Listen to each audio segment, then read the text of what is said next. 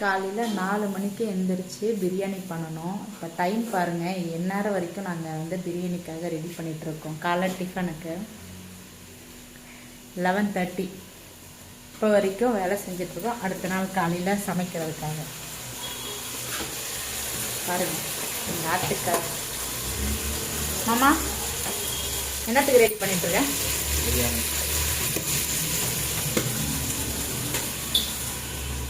நேரம் வரைக்கும் தூங்கவே இல்லை. 11:30 ஆகிட்டுருக்கு. எல்லாம் ரெடி பண்ணி வைக்கிறதுக்கு 11:45 ஆகிடும். நேரத்துக்கு தூங்கி காலையில் 4 மணிக்கு எழுந்திரிச்சு சமைச்சு எடுத்துட்டு கடைக்கிட்ட வரணும். பார்த்தீங்களா டைம் 11:30. இந்த வேலை அவ்வளோ உள்ளே நின்று பார்த்து செஞ்சாதான் தெரியும். வெளியிலேருந்து பார்க்குறவங்களுக்கு தெரியாது.